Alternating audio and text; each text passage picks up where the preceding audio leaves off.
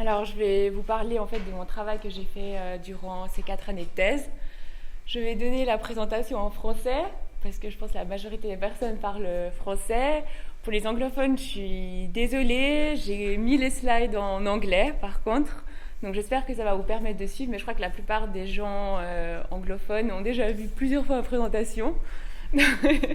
Donc j'espère que ça ira. Sinon, n'hésitez pas à poser des questions à la fin en anglais ou en français.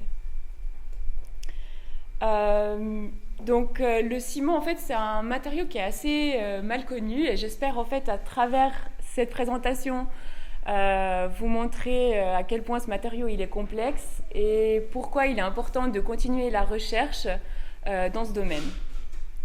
Donc le ciment, c'est une poudre en fait qui est anhydre, qui provient de la calcination et du broyage du calcaire avec un peu d'argile. Et en fait, on va chercher le calcaire dans la carrière, on va le calciner à 1450 degrés. On obtient une sorte de grain amorphe qui est le clinker et on va broyer avec du gypse pour obtenir le ciment. Donc, le ciment en lui-même, il n'est pas très utile. En fait, il faut le mélanger avec de l'eau pour avoir une pâte de ciment, pour avoir quelque chose qui devient solide. Si on ajoute du sable, donc avec des grains ils sont inférieurs à 5 mm, on obtient un mortier, donc c'est ça qu'on utilise dans la maçonnerie. Et si on utilise des granulats, environ 80%, on obtient du béton. Donc tout ça pour vous dire que le ciment est différent du béton. Le ciment, c'est en fait l'essence du béton. Et en pratique, on utilise donc le béton et le mortier, mais cette thèse, en fait, elle est surtout basée sur des expériences qui sont faites sur des pâtes de ciment, donc qui est un peu la matrice entre les granulats. Alors, je pense que vous avez tous déjà remarqué que donc le ciment, il sert à rien seul, il faut le mélanger avec l'eau. On a quelque chose de liquide qui devient par la suite solide. Et en fait, cette transformation de liquide à solide, ça s'appelle une réaction d'hydratation. Donc ça veut dire que c'est pas un séchage comme la plupart des gens le pensent. On a vraiment besoin de cette eau pour que la transformation se fasse. Donc le ciment à échelle macroscopique, c'est une poudre. Mais si on se rapproche, donc à l'échelle microscopique, on a des grains qui font quelques micromètres. Et c'est ces grains-là, quand ils vont être dans l'eau, qui vont se dissoudre. Donc j'ai essayé de schématiser un peu les différentes étapes dans cette réaction d'hydratation. Donc vous avez les phases de clinker, donc qui sont listées ici avec les notations cimentaires. Et ici c'est un grain. Donc quand on le met en fait dans l'eau, il va se dissoudre. C'est comme du sucre ou du sel. Et en fait, ça va se dissoudre jusqu'à un certain point, jusqu'à ce qu'on atteigne une concentration maximale. Si vous mettez trop de sucre ou trop de sel, à un moment donné, vous voyez bien que ça ne se dissout plus. Donc là, en fait, c'est la précipitation qui se passe, sauf qu'à la différence du sucre et du sel, on ne précipite pas la même phase qu'on a dissous, mais on précipite des hydrates.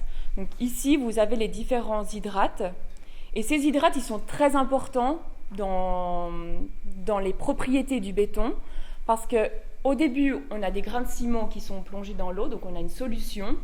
Et ce qui nous intéresse, c'est d'avoir quelque chose de solide. Et pour que ça devienne solide, il faut remplir cet espace entre les grains.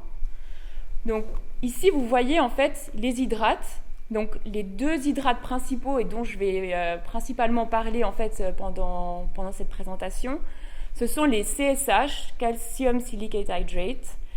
Et ça forme généralement ces aiguilles en forme de fleurs. Et on a aussi la portlandite, qui est ce cristal-là, qui est hexagonal. Le ciment et le béton, ce sont des matériaux qui sont les plus utilisés au monde et de loin, juste après l'eau. Donc pour vous donner en fait une idée, c'est à peu près, on dit, 1 mètre cube de béton coulé par an par habitant. Donc c'est énorme. Et en plus, on s'attend à ce que ça double par la suite.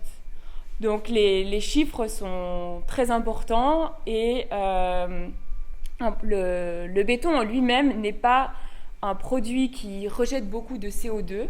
Comme vous pouvez le voir, en fait, ici, c'est un comparatif entre les différents matériaux de construction.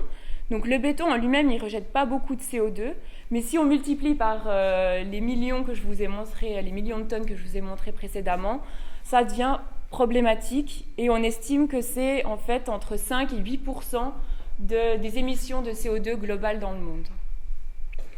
D'où vient en fait cette libération de CO2 dans la procédure? Donc on a vu qu'il y avait la calcination, donc ce qui veut dire qu'on doit chauffer en fait le calcaire à 1450 degrés. Mais en fait la combustion en fait de ce calcaire, c'est pas ça en fait la cause principale, c'est la décomposition chimique du calcaire. Parce que vous avez ici CaCO3, quand on va chauffer, on va libérer le CO2 et on obtient du CaO, qui est en fait la composition principale du clinker. Donc en fait, le problème, c'est qu'on a un ciment qui est intrinsèquement qui rejette en fait du CO2. Une des solutions qu'on propose et qui est actuellement déjà sur le marché et qui est assez prometteuse, c'est de remplacer en fait une partie du clinker par des autres matériaux. Donc on appelle ça en anglais Supplementary Cementitious Materials, qu'on abrège en SCM. Donc je vais parler de SCM généralement dans la présentation pour que vous sachiez. Dans le titre de la thèse en français, j'avais parlé de matériaux alternatifs. Donc ce qui est intéressant en fait dans cette solution, c'est qu'on supprime la moitié du ciment avec des autres matériaux. Simplement, on ne peut pas utiliser n'importe quel matériau parce que vous imaginez bien qu'il va falloir quand même remplir l'espace entre les grains. Donc si on a des matériaux inertes, on aura une très grande porosité et une très grande porosité signifie qu'on aura des mauvaises propriétés mécaniques finales. Donc la plupart des matériaux sont catégorisés en deux classes, les matériaux hydrauliques et les matériaux pozzolaniques. Donc ici, vous avez un diagramme ternaire de composition chimique. Ici, vous avez le ciment, donc avec CaO, SiO2 et Al2O3. Donc on se situe plutôt vers quelque chose qui a beaucoup de calcium. Les matériaux hydrauliques ont plutôt une dominante en calcium, donc le slag. Le slag en français c'est laitier, c'est en fait les résidus qui viennent des hauts fourneaux pour la production du fer. Et la deuxième catégorie c'est les matériaux pozzolaniques, donc ils sont vraiment à base de silice amorphe. Et en fait ces matériaux, ce qu'il a de spécifique par rapport aux matériaux hydrauliques, c'est qu'il a besoin de portlandite, donc le produit d'hydratation du ciment, pour pouvoir réagir. Si on le met simplement dans l'eau, ça ne va pas fonctionner. Donc ces deux matériaux, en fait, c'est des sous-produits d'industrie. Le flyage, c'est pas de la cendre de mouche, comme on me l'a déjà demandé une fois.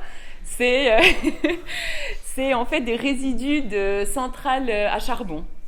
Donc, on remplace une partie du clinker, donc on supprime une partie de CO2 et en plus on utilise des sous-produits. Alors l'objectif de cette thèse, c'était de comprendre en fait quel est l'impact de ces matériaux donc, qui réagissent sur l'hydratation du ciment. Donc principalement sur la microstructure et la cinétique. La microstructure, elle est importante parce qu'en fait elle est reliée avec les propriétés mécaniques finales. Si on a quelque chose de très poreux, on va avoir des mauvaises propriétés mécaniques en général. Et la cinétique, on veut savoir si ces matériaux ils vont accélérer la réaction du ciment ou plutôt la retarder. Alors maintenant, je rentre dans les détails. Ici, vous avez une courbe de la chaleur dégagée au cours de l'hydratation du ciment. Donc, quand on passe de liquide à solide, le ciment dégage de la chaleur à cause de la réaction exothermique. Ici, vous avez en fait le temps d'hydratation de 1 jour à 28 jours. Donc, vous voyez que cette courbe, en fait, elle accélère dans les premiers jours et après, elle devient plus faible. Quand on ajoute quand on remplace plutôt 40% de ciment par du laitier ou des cendres volantes, on voit que cette chaleur dégagée est différente. En fait, la réaction ici, elle est plus rapide, elle est plus forte, et ici on a un dégagement qui est beaucoup plus élevé. Néanmoins, quand on compare avec un matériau qui est inerte, tel que le quartz, on s'aperçoit que l'effet à jeune âge du slag et du fly ash n'est pas vraiment différent de celui du quartz. Donc on peut dire que pendant cette première période, donc jusqu'à peu près 1 ou 2 jours, le laitier et les cendres volantes ne réagissent pas. Elles sont comme des particules inertes. Et dans un deuxième temps, quand les courbes de cinétique elles commencent à diverger, ça veut dire qu'on a une réaction extra qui est en fait due à la réaction du laitier et des cendres volantes. Donc cette deuxième partie, qui est l'âge en fait entre 1 jour et 28 jours, où les SIM commencent à réagir. Donc pendant la présentation, je vais vraiment diviser ces deux parties parce que c'est vraiment une contribution très différente de ces particules. Donc je vais commencer tout d'abord par qu'est-ce qui se passe à jeune âge, donc quand la réaction n'a pas lieu des SIM. Donc on a vu que ça accélérait, on se demande pourquoi ça accélère de cette façon. Ce qui est important en fait dans cette période, c'est qu'on a le début en fait du développement de la microstructure. On a la nucléation et la croissance des CSH et il est supposé que cette vitesse de nucléation et de croissance, elle contrôle la réaction pendant cette période-là. Donc vous voyez au début, on a le grain de ciment qui est anhydre, puis on a des hydrates qui se forment et qui deviennent de plus en plus grands, qui croient. Ici, on regarde en fait les microstructures, les surfaces de grains de quartz et de grains de ciment. Donc on a mélangé quartz et ciment en même temps et on regarde leur surface. Donc après 5 minutes, ce sont ces deux figures ici, donc on voit qu'il y a déjà en fait des CSH qui se forment à la surface du quartz de façon identique à celle du ciment. Après 5 heures, on voit que ces hydrates croient de la même façon que sur le ciment. Donc ça veut dire qu'en fait, ces particules, elles peuvent servir de site de nucléation pour le CSH. Et comme on a vu précédemment, comme on suppose que la nucléation et la croissance des CSH, elles contrôlent la réaction, on peut penser que en fait, cette surface extra, elle fournit des sites de nucléation extra, ce qui augmente en fait la rapidité de la réaction. Cette hypothèse, elle avait déjà été avancée auparavant, simplement elle n'avait jamais été quantifiée. Donc nous, ce qu'on a cherché à savoir, c'est quantitativement quel est cet effet de surface. Donc on a pris la courbe et on a en fait choisi de quantifier la pente de l'accélération et qu'on a ploté en fonction de la surface totale par gramme de ciment. Et ce qu'on voit en fait, c'est que cette supposition que le quartz fournit de la surface est la raison pour laquelle ça accélère n'est pas complètement juste, car quand on augmente en fait la surface, quand on double la surface, on s'attend à doubler la réactivité. Simplement, on n'a ici que 20% supplémentaire de réaction. Donc il y a un autre effet. Et cet effet, à travers mon travail, on a découvert que c'était dû aux forces de cisaillement qui augmentaient quand on remplaçait le ciment par des matériaux qui étaient très fins. Donc le force de cisaillement, vous avez ici la formule, c'est en fait une vitesse sur une distance. Si on garde la vitesse constante et qu'on fait varier la distance, pour des distances plus petites, on va augmenter les forces le taux de cisaillement.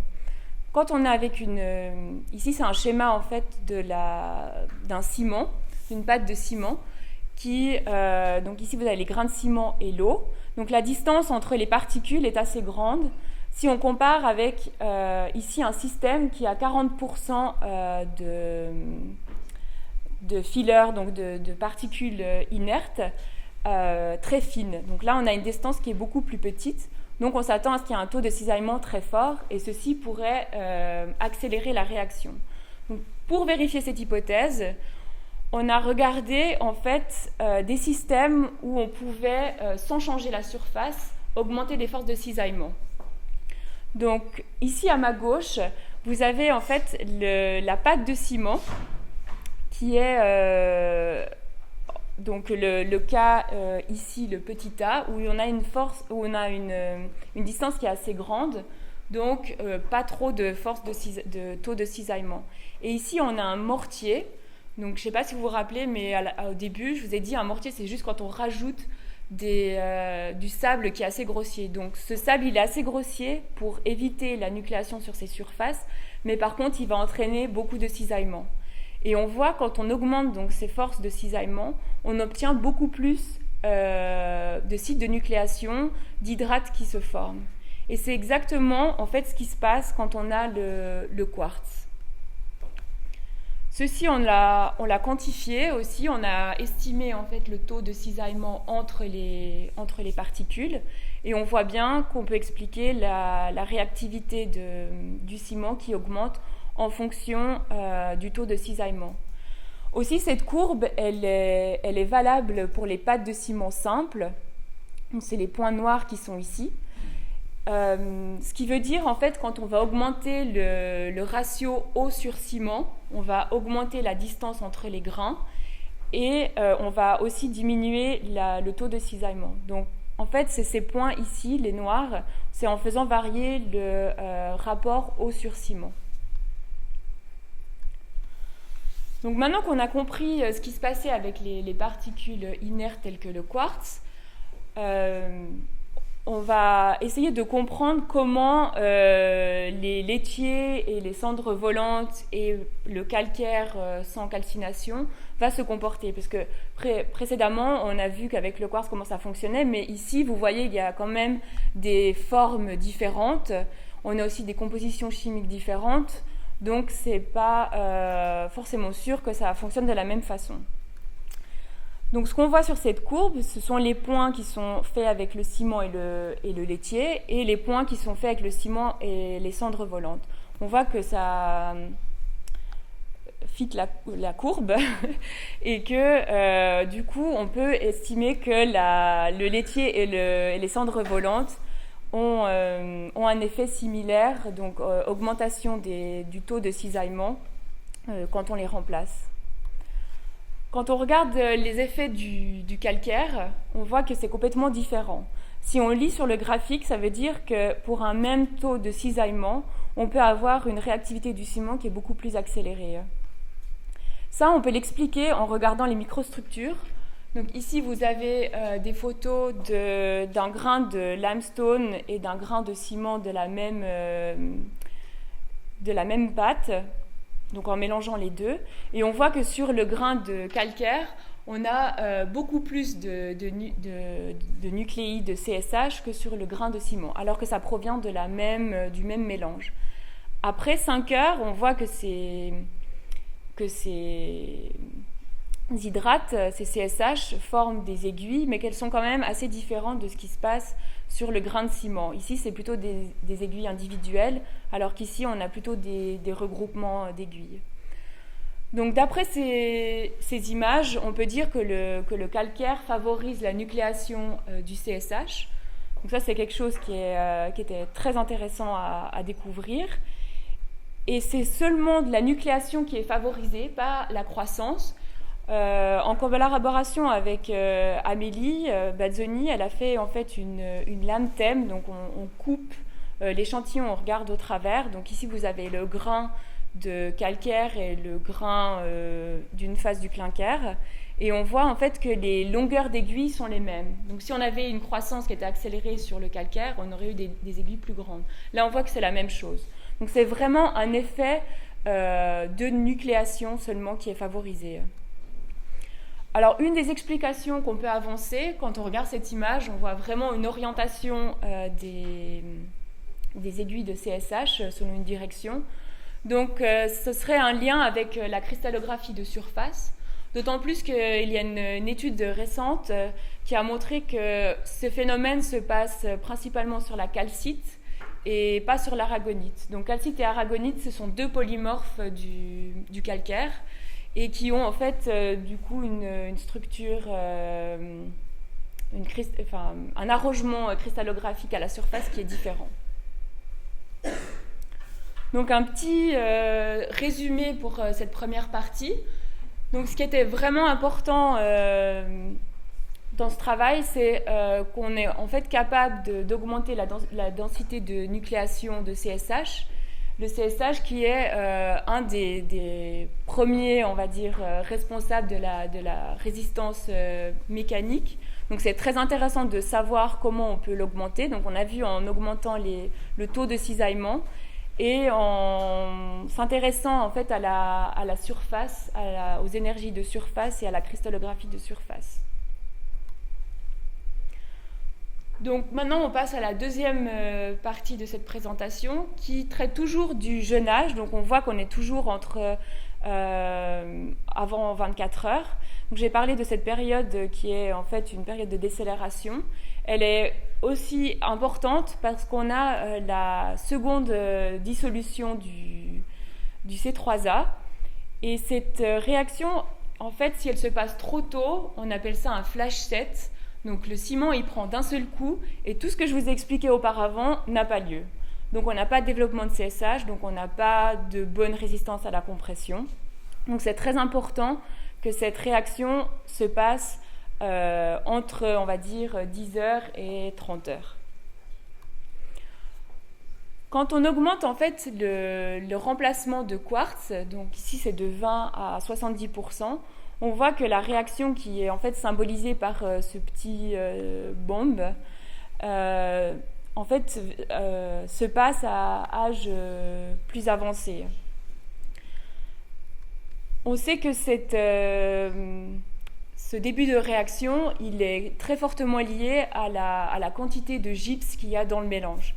Donc ici, quand on augmente en fait la quantité de gypse donc de 2% à 6%, on voit que la réaction qui était initialement ici, elle va être déplacée de plusieurs heures, voire complètement annulée quand on met trop de gypse. Alors pourquoi, quand on ajoute des matériaux alternatifs, on consomme plus rapidement le gypse, le sulfate? En fait, les ions sulfate peuvent être absorbés sur la surface des CSH. Ça, on l'a vu en fait par micro-analyse. Donc on fait, ici vous avez une coupe d'une pâte de ciment, donc vous avez les grains de ciment, les hydrates, et on fait des analyses ponctuelles et on regarde la composition chimique des hydrates à ces endroits-là. Ici, vous avez les ratios en fait de sulfate sur calcium et on voit qu'on a du sulfate dans le CSH. Donc la raison pour laquelle on a une réaction qui se passe plus tôt, c'est parce que en fait ces sulfates, ils vont être absorbés sur les CSH et comme on l'a vu précédemment, il y a plus de CSH qui sont formés quand on ajoute des matériaux alternatifs. Donc c'est pour ça qu'ils vont être absorbés plus rapidement. Et du coup, la réaction du C3A va se passer plus tôt. La deuxième chose qu'on voit aussi sur ce graphique, c'est que la quantité de sulfate, elle diminue en fonction du temps. Donc ça veut dire que ce phénomène d'absorption de sulfate sur la surface est réversible. Il peut aussi désorber. Et ces phénomènes de désorption-absorption peuvent avoir un effet sur la morphologie. Donc ce que vous voyez ici, ce sont les morphologies des CSH avant et après la désorption totale du sulfate sur le CSH. Donc précédemment, on avait ces aiguilles qui formaient des fleurs, qui étaient divergentes. Puis on voit en fait, ici, vous avez la quantité de gypse. Quand on n'a plus du tout de gypse, les aiguilles commencent à merger, à fusionner ensemble et sont totalement fusionnées après un certain moment. La question par rapport à ça, c'était est-ce que c'est un changement de densité de CSH, comme on sait il existe dans le ciment, ou bien si c'est un changement de croissance. Au lieu de croître comme des aiguilles, est-ce que maintenant on précipite sur les côtés Donc voilà, pour éclaircir ça, on a fait deux expériences qui montrent en fait que ce n'est pas un changement de densité, mais plutôt un changement de croissance. Donc avec la collaboration d'Arnaud, qui a fait de la NMR sur cette pâte, en fait, on est capable de quantifier les populations de pores capillaires, donc l'eau qui est dans les pores, parce que c'est de la NMR du proton. Et surtout, ce qui est intéressant ici, c'est qu'on est capable de quantifier l'eau qui est à l'intérieur du CSH. Et ça nous renseigne sur la densité du CSH quand on compare les ratios d'eau de gel et d'eau entre les couches atomistiques. Donc là, vous avez en fait les pores capillaires, donc on voit bien qu'ils descendent, qu'ils diminuent en fonction du temps, donc on voit bien qu'on est en train de consommer l'eau capillaire et que les pores capillaires sont en train d'être remplis par les hydrates. Mais ce qui nous intéresse ici, c'est l'eau des gels et l'eau entre les couches. Et on voit en fait que d'après l'étude d'Arnaud, la densification se passe quand on continue à former des CSH, mais plus d'eau des gels. Et le changement de morphologie qu'on a observé, en fait, il se passe bien avant. Donc ça montre que ce n'est pas une densification qui est la raison de ce changement, ou alors la conséquence de ce changement de morphologie. Et la deuxième raison pour laquelle on sait que c'est le sulfate qui change l'orientation de la croissance, c'est quand on compare en fait les CSH qu'on obtient avec de l'halite, donc quand il n'y a pas du tout de gypse, pas du tout de sulfate qui peut être absorbé sur la surface parce qu'il n'y en a pas, et dans le ciment où là on a mis du gypse initialement. Donc dans l'halite on a ces CSH qui sont collés les uns aux autres, donc une croissance plutôt latérale, et dans le cas du ciment, on a plutôt une structure divergente. Donc voilà, ça c'est juste pour conclure donc, cette deuxième partie. On est capable d'identifier qu'il y a un changement de morphologie pendant la décélération pendant la décélération de l'hydratation du ciment, et que ce changement de morphologie est dû à l'absorption des sulfates et qui correspond à un changement de croissance. Donc maintenant j'aborde la dernière partie de ce travail qui en fait est consacrée à l'âge avancé. Donc l'âge avancé, c'est une période qui dure entre 1 jour jusqu'à 28 jours dans le monde du ciment, mais ça peut aller beaucoup plus loin. En fait, l'hydratation, elle ne stoppe jamais tant qu'elle a des réactifs.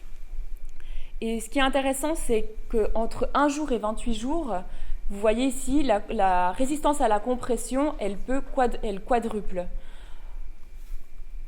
La deuxième chose qui se passe pendant l'âge entre 1 jour et 28 jours, c'est qu'on commence à avoir la réaction des matériaux alternatifs, donc ce que je vous avais montré précédemment.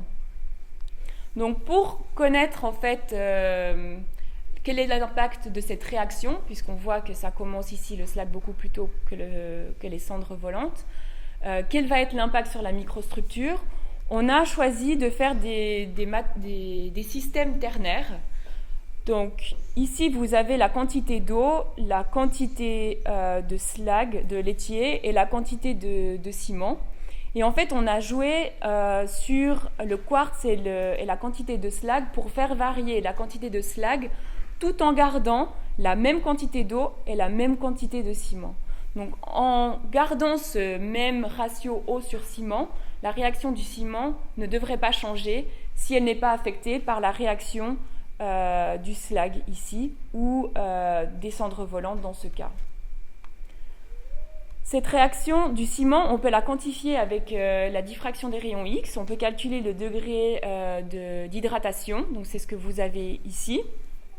Et en abscisse, vous avez en fait la quantité de slag qu'on a augmentée, donc de 0% à 40%. Et ce qu'on voit, c'est que la réaction du ciment, elle diminue lorsqu'on augmente cette quantité de laitier. Donc ça veut dire qu'on a un effet de cette réaction du laitier sur le ciment, ce qui n'est pas le cas dans le cas des cendres volantes. Ici, on regarde la réaction du slag. Donc comment la réaction du slag elle est changée dans ces différents systèmes. Donc vous avez le degré relatif de réaction du laitier par gramme de laitier. Donc 1 gramme de laitier dans le système où on en a 40%, vous pouvez voir ici il augmente, mais il stabilise assez rapidement. C'est-à-dire qu'on pourrait presque dire qu'après 20 jours, le laitier ne réagit plus. Dans le cas du grain de slag qui est dans le système avec seulement 10% de slag, on voit qu'il réagit bien et qu'il continue même à réagir après 20 jours. La même chose a été montrée en fait avec le fly ash, donc à âge un peu plus tardif parce que la cendre volante elle est un peu plus lente à réagir que le laitier. Mais on remarque ici de même que le fly ash réagit moins quand il est dans un système à fort remplacement, donc 40%, que dans un système avec seulement 10%. Donc, comment on peut expliquer cela ? En fait, c'est un manque de place pour la formation des hydrates qui bloque cette réaction. Si vous regardez ici, c'est le système où il y avait le 10% de laitier, donc là où la réaction pouvait continuer. Quand on la compare avec le système où il y a 40%, on voit que la matrice est quasiment pleine ici, comparé dans le cas où le système était encore réactif. Et pour la cendre volante, c'est la même chose. On a pu prouver que c'était vraiment cet espace qui limitait la réaction en augmentant justement l'espace. Donc on a augmenté le ratio eau sur solide et on voit en fait, donc on passe de ce point dans le système à 40% à une réaction un peu plus élevée. Donc ça veut dire que si on lui donne plus de place, le laitier ou le fly ash peut continuer à réagir. On a remarqué la même chose avec le degré d'hydratation du ciment, c'est-à-dire que la réaction du ciment, au bout d'un moment, stoppe. Et en comparant les systèmes avec les cendres volantes et avec le ciment et le slag, on s'est aperçu que c'est quand on obtient des pores capillaires qui ont 6 nanomètres de rayon. Quand on a des pores qui atteignent la taille de 6 nanomètres, la réaction stoppe. Vous voyez ici, on n'arrive plus à descendre, à augmenter le degré de réaction. Comment ça s'explique ? Une raison possible, en fait, c'est l'augmentation de l'index de saturation quand on diminue la taille des pores. Donc ici, vous avez un graphique qui montre l'index de saturation qui augmente quand on réduit la taille des pores. L'index de saturation, en fait, s'il augmente, ça veut dire que c'est plus difficile de précipiter. Donc, ça, c'est donné par l'équation de Freundlich. Ce qu'on a voulu vérifier, on va dire, grossièrement avec les données de la littérature basées sur cette équation, et on obtient un rayon, en fait, de 7,7 nanomètres. Donc, ça veut dire que, on va dire, estimé grossièrement, en dessous d'un pore capillaire de 7 nanomètres, il devient très difficile de précipiter du CSH. Donc on va avoir un autre mécanisme qui va se mettre en place. La deuxième information qu'on a pu développer avec l'augmentation en fait, de l'espace entre les grains, quand on augmentait le ratio eau sur solide, c'est que les hydrates du laitier, comparés aux hydrates de la cendre volante, remplissent beaucoup mieux l'espace que dans le cas de la cendre volante. Donc ça, c'est très intéressant aussi en termes d'efficacité, puisqu'on a vu que la réaction du slag et de la cendre volante, elle met quand même beaucoup plus de temps que le ciment à réagir. Donc on est intéressé d'avoir quelque chose qui remplit très vite l'espace pour avoir le moins de porosité possible. Ici, vous avez en fait les résultats quantifiés, parce que là, c'était que des images, mais là, vous avez la distribution des tailles des pores dans la microstructure. Donc vous voyez, ici, on est avec la pâte de ciment, la pâte avec le laitier, la pâte avec le fly ash. Quand on augmente le ratio eau sur solide, donc il y a plus de place, il y a plus de porosité. Mais tout de même, le slag réduit considérablement la finesse de la porosité, puisqu'on a ici, on appelle ça un rayon critique qui est beaucoup plus faible. Voilà, donc pour conclure cette partie, on a pu montrer que le ciment Portland, le laitier et la cendre volante avaient des réactions limitées à âge avancé dû au manque d'espace, ce qui pourrait être expliqué par l'augmentation de l'index de saturation dans ces pores très petits. On a vu aussi que le laitier avait la réaction du laitier avait une forte interaction avec celle du ciment. Donc ça, c'est quelque chose à étudier plus en détail. Et puis, comme sorte de perspective, puisqu'on a vu que quand on remplaçait 40% du laitier, on n'avait pas une réaction totale, on pourrait penser, pour optimiser ces matériaux, de seulement remplacer par exemple 30% de laitier avec 10% de matière inerte, comme le quartz. Et vous voyez ici, la résistance à la compression est identique. Donc voilà, la conclusion générale, c'est qu'avec ce travail, on a pu avoir vraiment une meilleure idée de ce qui se passe dans les systèmes mélangés, donc avec des laitiers et des fly ash, aussi avec le limestone. On a vu la raison pour laquelle la réaction du ciment est accélérée à jeune âge, due en fait au cisaillement entre les particules. On peut aussi augmenter cette réaction en utilisant des surfaces qui sont favorables à la nucléation du CSH.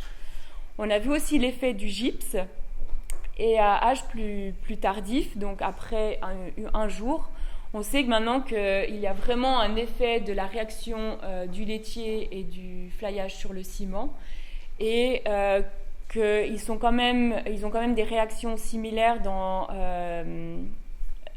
à âge plus tardif, dans le fait qu'ils sont limités par l'espace disponible pour les hydrates.